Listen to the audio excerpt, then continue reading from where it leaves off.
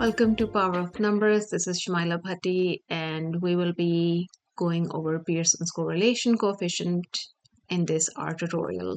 The code I'll be showing you calculates the Pearson's correlation to assess the linear relationship between video game violence and the support for the statement that if a man is threatened, he should be ready to fight. We will then use the APA tables package to create a well-formatted APA-style correlation table for presentation for reporting purposes. And this approach is useful for analyzing and communicating the strength and significance of relationships between continuous variables. So, Pearson's correlation coefficient measures the strength and direction of the linear relationship between two continuous variables. And let's navigate over to R, and I will show you exactly how to calculate it. We use the coar.test function, and over here we will call out using our data, $, column name, comma, data, $, and our column name to calculate the correlation.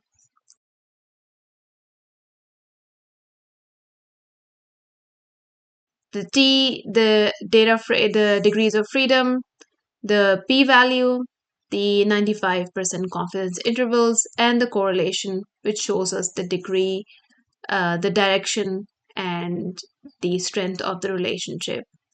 As a positive number and going in a increasing direction, there seems to be a positive, significant positive relationship between video game violence and the support for the statement that if a man is threatened, he should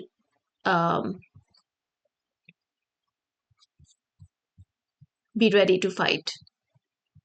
We can also create a formatted table, and to do that we need the APA tables package, and to install the package you can run this code, or you can also go here to the bottom right and go to install, type in APA tables,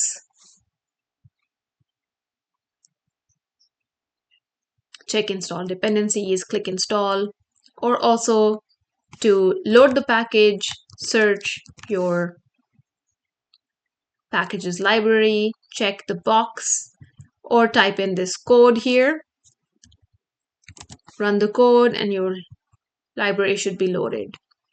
To run the APA tables package, however, you do need to format the dataset from a data frame to a matrix. A matrix is a different form of data structure that is covered in the book, so definitely grab it.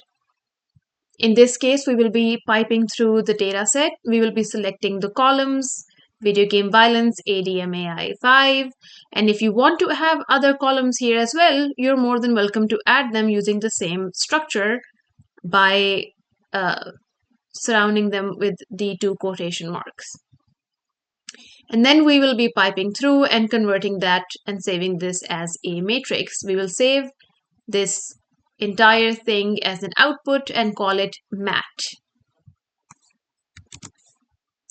We will then run mat through the apa.coar table code, and we can save it as a doc, or we can also just output it onto our console. In the console, we see what the output would look like, and we can determine if we want to save it as a document or not.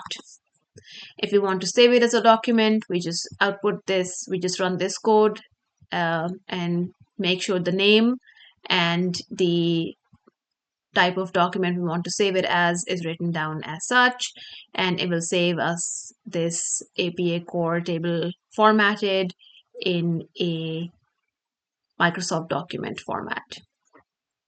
I look forward to the next tutorial with you all, and I hope this was helpful.